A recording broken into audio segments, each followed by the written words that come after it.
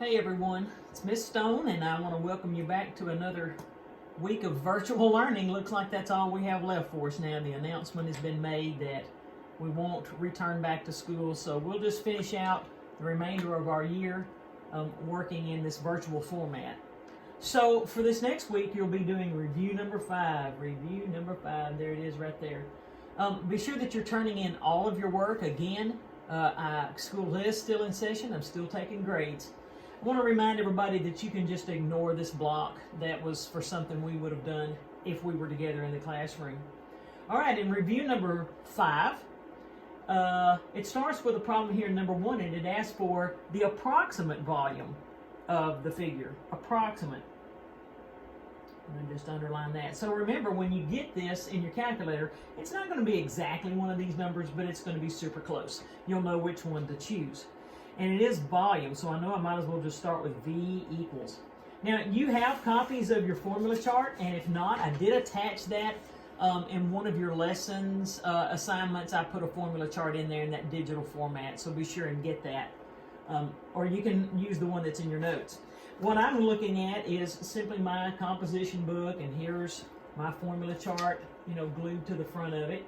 So I want to look down here in the volume section, and I know that my shape there is a cone, so the volume of a pyramid or cone, that's the one I'm looking at. And it said it's 1/3 big B, little h.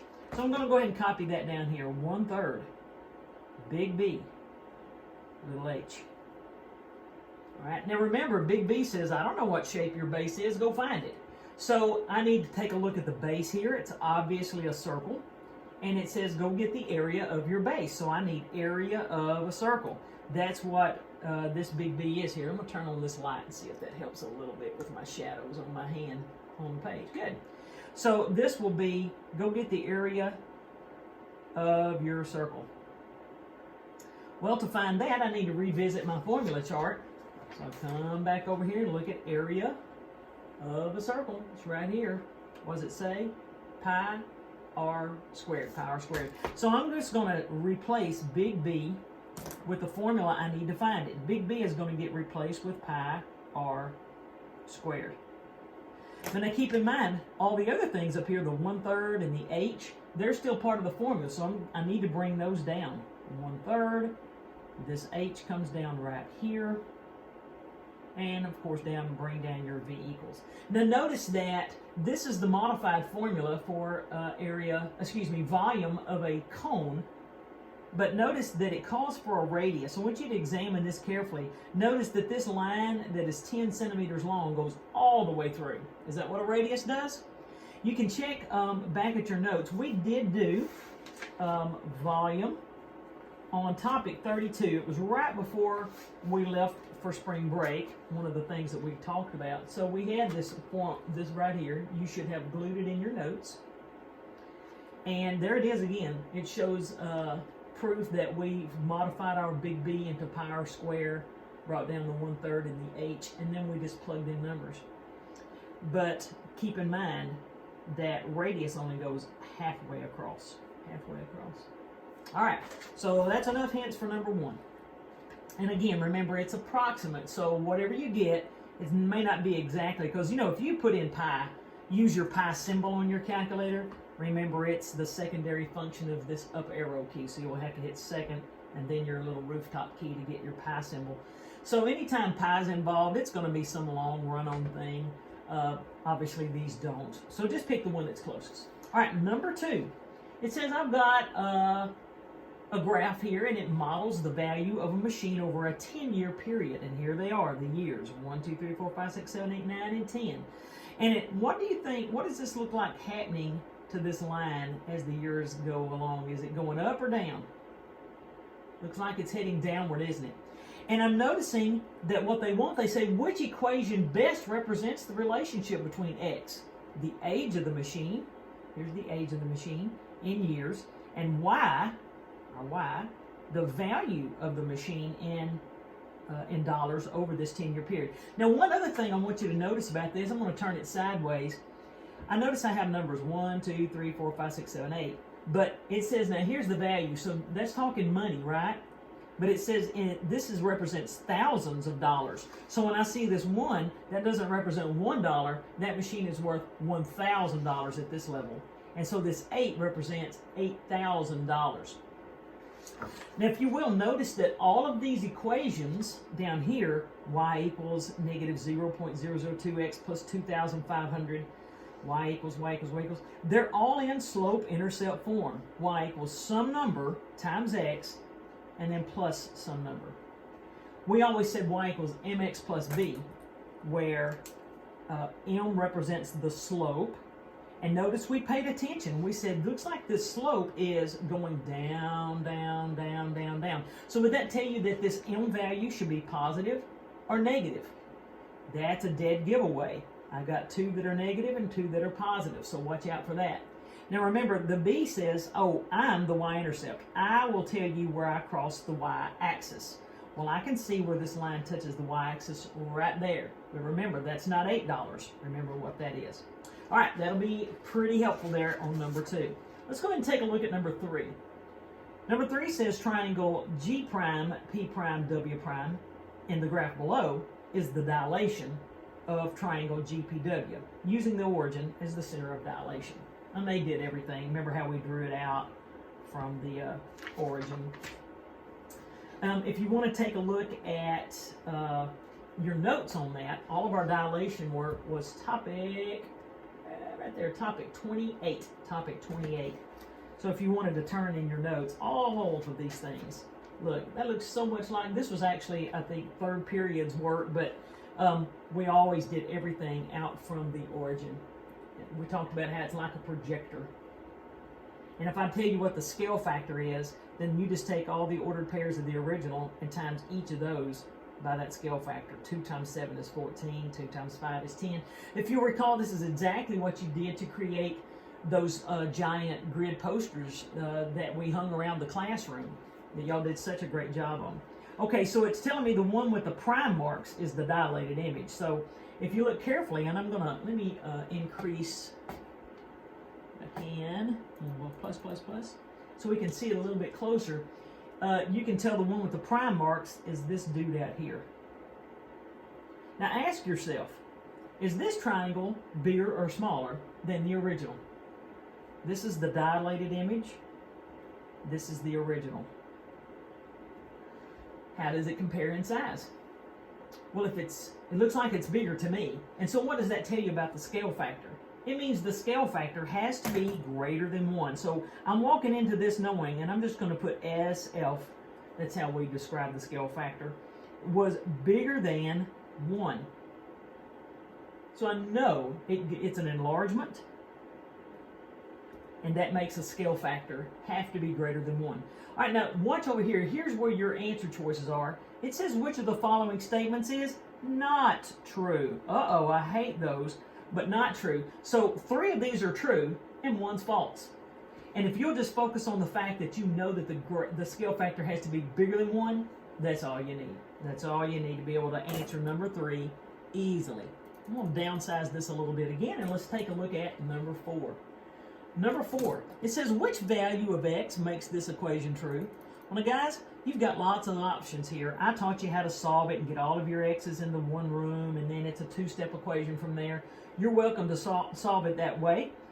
You had one of these on an earlier review that you've already done since spring break. But a couple of other options are just take each one of these one at a time and put them in place of x. So you could put a 4 here and type in 0.6 times 4 minus 5 and hit enter. And then try it over here, 0.1 times 4 plus 7 and hit enter. If they're equal, if those two numbers are the same, then you know 4 is the answer. If that's not, mark it out and move on to 14. Try 14 here and there.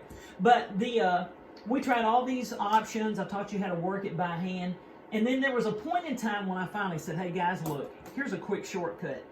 Go to your y equals screen and put this side in your y1 equals. Put this side in your y2 equals. And we use that as a system of equations. Systems of equations was topic number 4, and I'm going to turn back there right quick. That's not topic number 4. It's topic 25. I was reading the wrong line there. Topic 25. Systems of equations. Let me get there. Yeah, right here. Where we had two equations where you put one in the first y equals and the other one goes in your second y equals. And then when you graph them, you want to see where they're equal or where they're the same spot at the same time.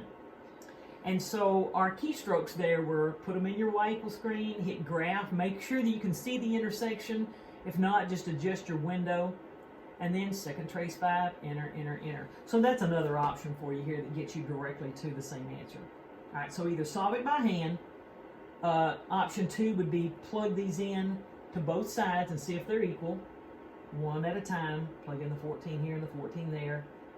Plug in the 24s and see if they're equal. Plug in the 6s and see if they're equal.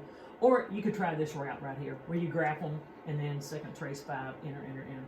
Okay, number 5. Olivia will deposit $1,530 in an account that earns 6% simple interest. Now that's important. Simple interest has a specific formula.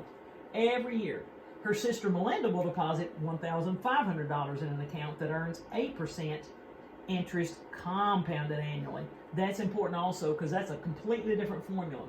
The deposits will be made on the same day with no additional money. Will be deposited or withdrawn from the account. So no additional money will be deposited or withdrawn. They're just going to put this amount of money in every year, and they're not going to take anything out or put anything extra in. Which statement about the balances of Olivia's account and Melinda's account at the end of 3 years, there's our time, is true? So I'm looking for the one that's true. My advice to you would be to use this space right here, and let's do Olivia's in this spot and maybe Melinda's over here, because I can't answer this question with these exact dollar amounts without knowing specific amounts for their interest. And remember, Olivia, this is her main chunk of money that she puts in, so that's her principal. 6% is her interest rate. That's her rate. Remember, we're going to put that as 6 over 100. And then you need the simple interest formula. And here's her time. Time equals 3 years. Now that's for both girls, 3 years. Okay, so Olivia's formula is I equals PRT. That's straight off of your formula chart for simple interest. I equals PRT. I'll show you. Back on this formula chart, simple interest right in here. Simple interest, I equals PRT. There it is. All right. Now Melinda has a different formula. So you know now for Olivia, her principal is this amount. Her rate is 6% or 6 over 100. That's what you want to put in, and put it in parentheses when you drop it in right here. And then her time is 3 years. All right, now I want you guys to keep in mind, the question itself is asking me about the balances. When you find this right here, when you drop in these numbers, you're only going to find her interest. When you get this amount right here, you're going to have her interest. You're going to replace this P right here with 1,530. Your rate is going to be 6 over 100 in parentheses, and your time is 3. When you calculate that, you only have her interest. But the question is about her balance. That means how much money does she have in the bank? Well, she has this $1,530 that she put in, and then they're going to take this interest and throw it in there with this amount of money. So you're going to need to add this right here to the $1,530 to find her total balance. All right. Now, with Melinda, she is compound interest.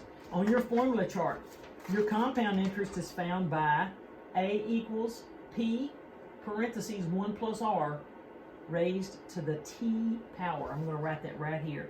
A equals the principal, that main chunk of money, and then 1 plus her rate of interest, raised to the exponent of the time. So Melinda's, you're going to replace her P with her principal, which was her main chunk of money, $1,500. Her interest rate is 8%, so you'll put parentheses 1 plus, and then 8 over 100, close parentheses, and raised to the time, which was 3 years. So I'm going to go ahead and take that next step with you guys. So ready? Her principal, 1,530 times her rate, which was 6% or 6 over 100, times the time, which was 3 years. Okay. When you type this in, you're going to have only the interest. Take this amount of money right here and add it back to the $1,530 to find her balance. That's what you want to find on Olivia. Now, when Melinda, her principal is $1,500. And then the formula just says, all right, 1 plus her rate. Her rate was 8%, so 8 over 100. I'm going to put it in parentheses. And then I'm going to close the parentheses again to close this one. This set is just around this fraction. So you'll need 2 parentheses, parentheses, parentheses.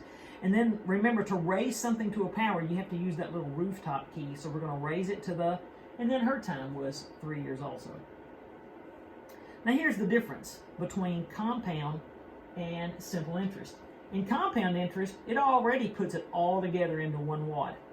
It's going to go ahead and take the interest and add it to the $1,500. You're not going to have to do it over here the way you did over here. It's already going to be her interest and the $1,500 all slammed into one amount. So no adding the interest back to the principal. It's going to be done for you. So you're going to take what you get in this block, and that's what you're comparing. You're comparing them. And evidently, one is more than the others. Okay, one is more than the other. So if you want to find out how much more one is than the other, you'll be subtracting them. So take whoever's got the biggest amount, subtract the smaller amount from it, and see what the difference is. I bet the difference, look, in these 2 cases, it was $5.40 difference. Here, it's $84.17 difference. So you're going to be able to eliminate 2 answers right off the bat, but then the kicker will be, well, who's got more? Melinda's is going to be more than Olivia's, or Olivia's will be more than Melinda's. All right, guys, that's a bunch of help on that one. I think you'll be fine there. Number 6.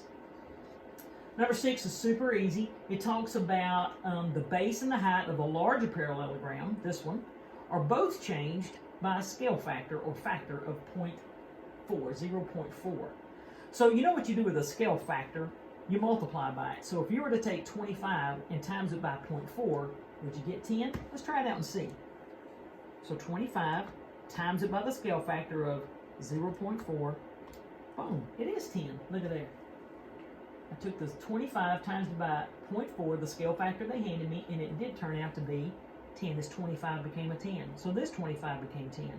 30 times the scale factor, 30 times 0.4 is indeed 12, just like they said. All right, so all that checks out. And then it says, all right, according to this given model, which answer choice below correctly shows the dilated parallelogram perimeter and by what factor it changed? So I'm going to focus on the dilated parallelogram. So my focus is on this dude. This one's the dilation. This was the original. And then this is the new image, or the dilated image. So I just need its perimeter. Well, that's simple. Y'all know what to do with these numbers to get perimeter. You did that all the way since elementary. So go find that perimeter. According to these answer choices, it's either going to be 44, according to F or H, or maybe it's 22, according to G or J. So by using that alone, you're going to be able to knock out 2 answer choices. Just go get the perimeter here and tell me which answer choice it is. I'm going to help you out also here. Whether it's F or G or H or J, this says, hey, you're going to use a scale factor of 0.4, but this says, well, you're going to times by 0.4 twice, 0.4, and then times it by 0.4 again. That's what these 2 are saying.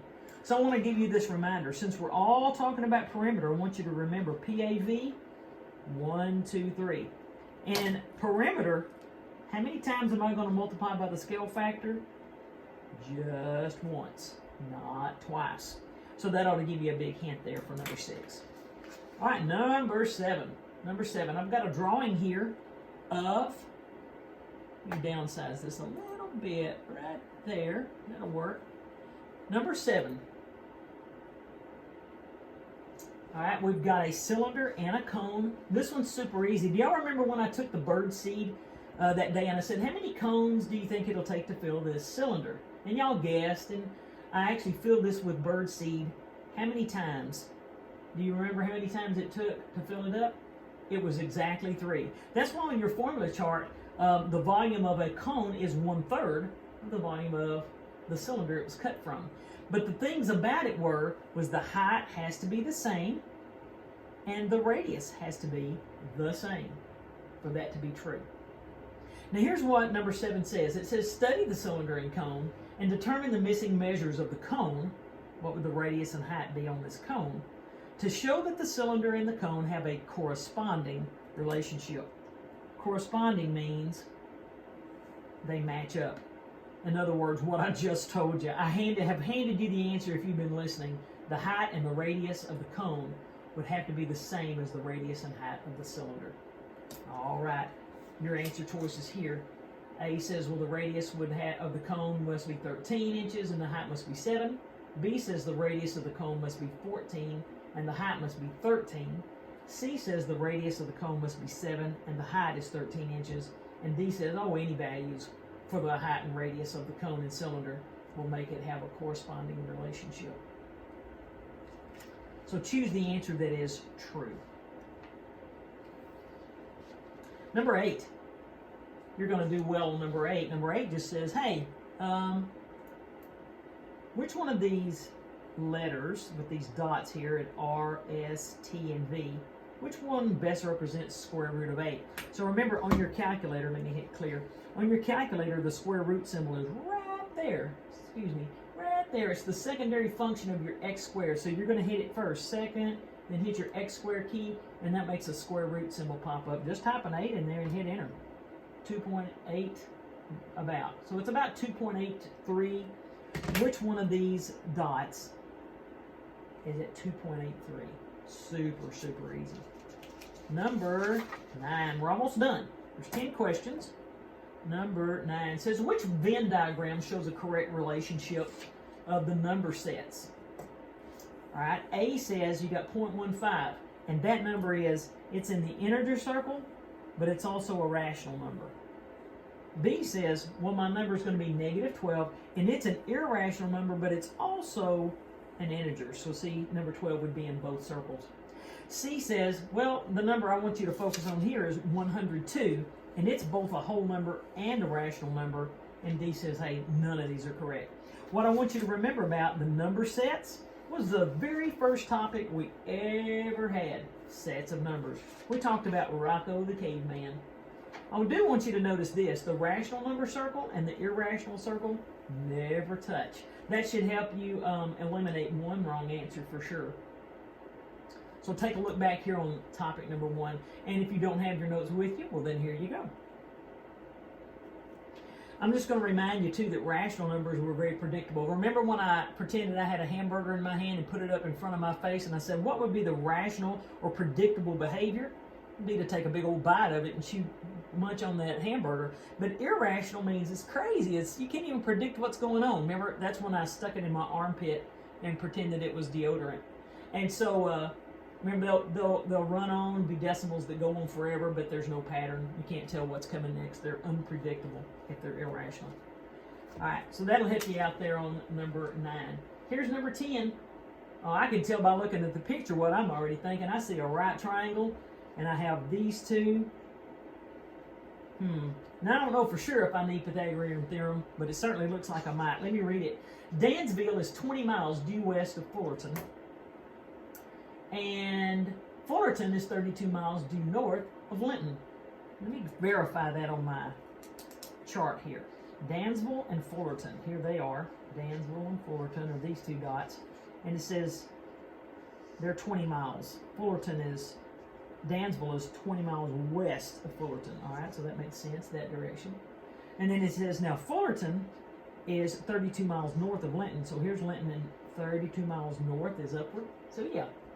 Here's the question. What's the approximate, oh boy, approximate means, let's get close, distance between Linton and Dansville. So here's Linton, here's Dansville.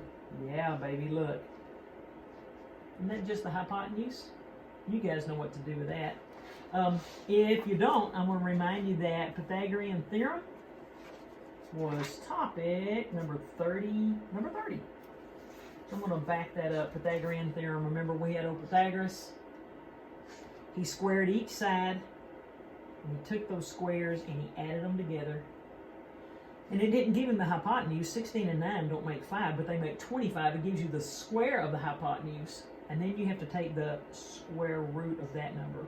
Square root of 25 is 5. Remember our stick man on the toilet? A hypotenuse. So square the two legs, add them together. It'll give you the square of the hypotenuse, and then take the square root of that to find C. Here were some examples that we had done. If we know the two legs are 6 and 8, and I'm looking for the hypotenuse, 6 times 6 is 36. It's a 6 by 6. 8 times 8 was 64. We added those two numbers together. Don't add the 6 and the 8. Add their squares, 36 and 64. That gave us 100. But that meant, well, it's a what by what? It has to be a 10 by 10. Or you can take the square root of 100 to find that it's 10. All right. That's what you need to do here. Now, notice it says, record your answer and fill in the bubbles. Be sure to use correct place value. They did tell me, look here, it's so important right here. I'm going to use a different color. How about this green? And they said round it where? To the nearest mile. That's the whole number. A whole mile. So you're not going to need these decimals. You won't need the, don't go out into the tenths, because it didn't say to the nearest tenth or the nearest hundredth. It says to the nearest mile. So whatever decimal you get on your calculator, round it to the nearest whole number. So you're going to have your decimal, yada, yada, yada. Something right here, use that number to round to the nearest whole number. And then drop it after the decimal. You won't put anything right here. All right, guys. Hopefully that's a helpful video. I hope y'all have good luck. Say a little prayer for me. I'm going on this Thursday, the day this video will come out, for another angiogram on my heart in Little Rock. Looks like I might have some more blockage. So say a prayer for me that they can take care of that. I love you. I'd appreciate you. Call me if you need me and watch these videos. If you know somebody that's struggling and you're talking to a classmate and they're going, I don't get it, say, guys, Miss Stone's giving us videos to help out. So just share that information.